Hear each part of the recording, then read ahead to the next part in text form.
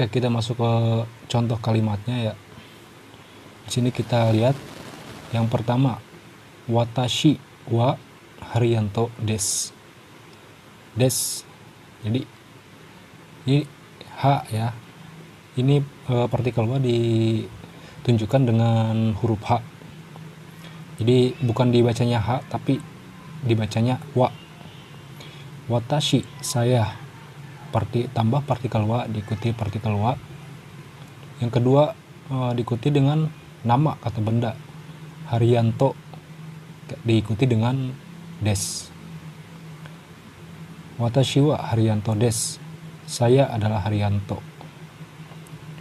Yang kedua, watashi wa gakusei des, saya adalah pelajar. Sama saja ya, watashi saya diikuti dengan partikel wa, diikuti lagi dengan kata benda, dan diakhiri dengan partikel des. Des ini kalau misalkan kepada lawan bicara, ini menunjukkan kesopanan, rasa hormat kita kepada lawan bicara. Oke, kita lanjut ya. Nah, pola yang kedua, nani nani wa nani nani ja arimaseng atau dewa arimaseng. Nah, bentuk ini dipakai dalam percakapan sehari-hari, dan ini dewa arimaseng dipakai biasanya pada tulisan atau pidato. Jadi kalau untuk percakapan itu biasanya pakai yang ja arimaseng.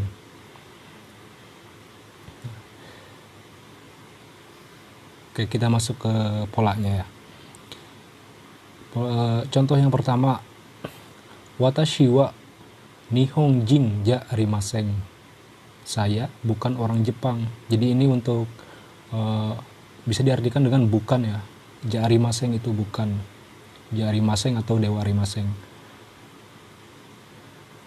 Watashi wa nihonjin ja arimaseng, saya bukan orang Jepang. Jadi nggak diikuti lagi sama des ya, karena ini des kalau bentuk positif. Kalau bentuk negatif diganti desnya menjadi ja arimaseng atau dewa arimaseng. Oke, contoh yang kedua, Nakamura-san wa isha ja arimaseng, saudara Nakamura bukan dokter. Bisa dilihat saja ya di sini. Pokoknya setelah subjek atau topik itu diikuti dengan partikel wa, terus diikuti dengan kata benda, dan akhirnya kalau misalkan positif diikuti dengan des, dan kalau negatif diikuti dengan ja arimaseng. Yang ketiga, watashi tachi wa kenshusei ja arimaseng, watashi tachi kami, kenshusei pemagang, ja arimaseng bukan ya. Watashi tachi wa kenshusei ja arimaseng, kami bukan pemagang. Nah, ini di sini kita masuk ke kalimat ka. Partikel ini, partikel ka itu dipakai untuk menanyakan, untuk kalimat tanya ya, dipakai di akhir kalimat. Nah, jadi kalimat tanya itu ada dua. Yang pertama kakunin, artinya penegasan. Jadi semisal kita udah tahu nih, misalkan kalau dalam bahasa Indonesia ya, contoh, apakah kamu seorang pelajar gitu. Nah, kita itu cuma menegaskan ya gitu, kakunin, menegaskan gitu, apakah dia seorang pelajar atau bukan gitu. Nah, terus yang kedua itu gimongshi. Gimongshi ya apa yang belum kita ketahui itu dinamakan kalimat tanya gimongshi. Semisal, kamu orang mana? Kamu orang mana? Itu gimongshi ya, itu nggak ada ininya. Kalau misal, apakah kamu orang Indonesia? Itu kakunin. Tapi kalau misalkan kamu orang mana? Nah, itu kalimatnya kalimat gimongshi. Karena itu berisi kalimat tanya semua gitu, bukan penegasan ya. Oke, kita masuk ke contoh kalimatnya. Yang pertama, percakapannya, Nakamura sensei wa nihonjin desu ka? Nah, ini ka-nya dipakai di akhir kalimat ya, setelah des. Apakah guru Nakamura orang Jepang? Nakamura Sensei, guru Nakamura, Nihonjin orang Jepang, desu ka? Apakah ya? Jadi apakah guru Nakamura orang Jepang? Si B-nya menjawab, kalau menjawabnya ya, hai, Nihonjin ya, jin desu. Ya, orang Jepang. Begitu juga kalau jawabannya menyangkal, bukan gitu. Pakai iye Nihonjin ja arimasen. Nah, ini bentuk negatif yang tadi ya, bentuk des, bentuk negatif dari des. Jadi kalau bentuknya hai, kita jawabnya hai, pasti diikuti dengan des. Kalau kita jawabnya iye, bukan, itu pasti diakhirinya dengan ja arimasen, bentuk negatif. Oke, yang kedua, anata wa kenshusei desu ka? Apakah kamu seorang pemagang? Hai, kenshusei desu. Saya pemagang. Kalau jawabannya tidak, iye kenshusei ja arimasen. Bukan, saya bukan pemagang.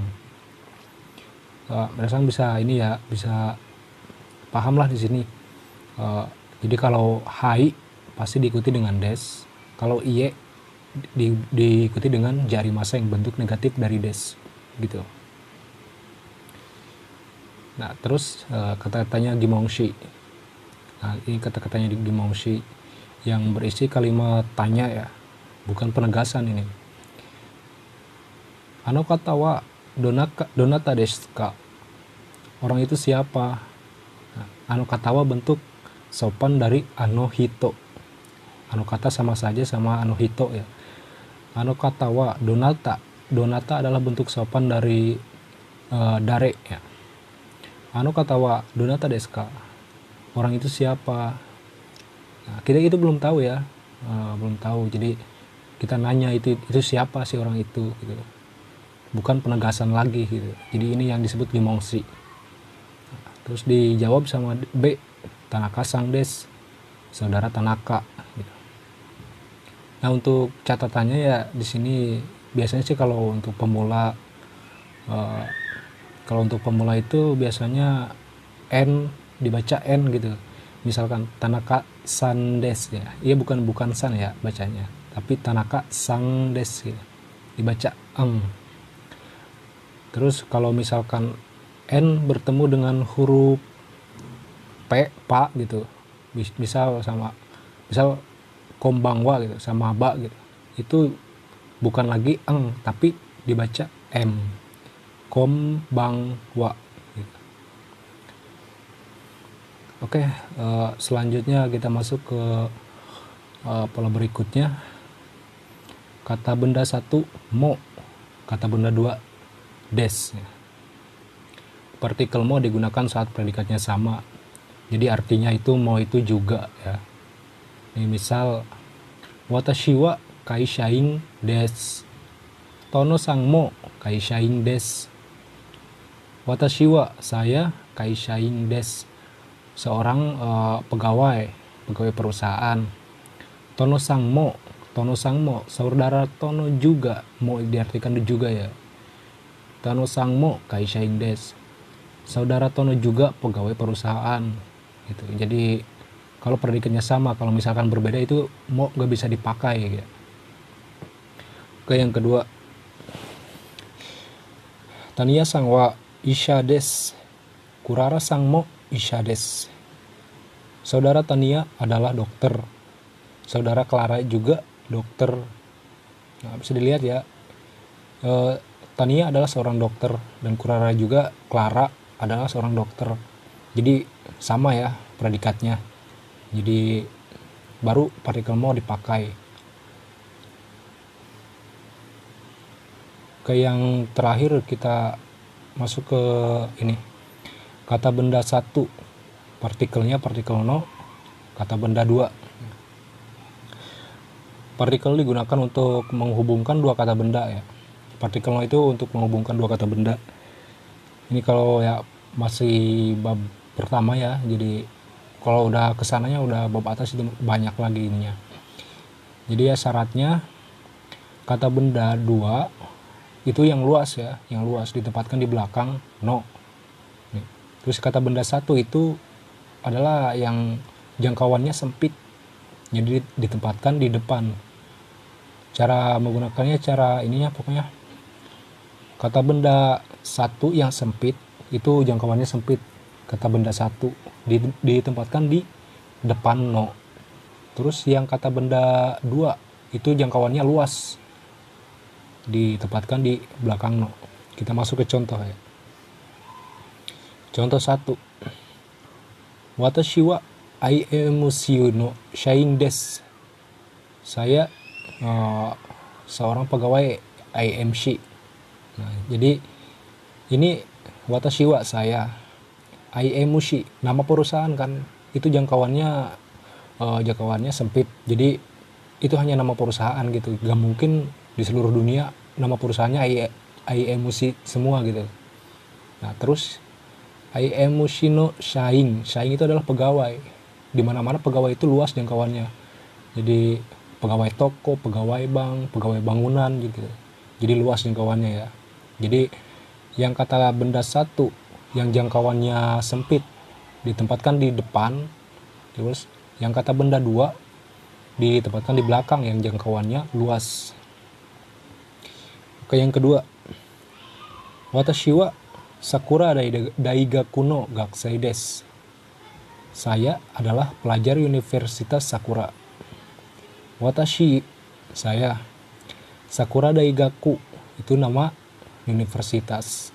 Jadi nama universitas kan gak mungkin semuanya nama universitas itu Sakura.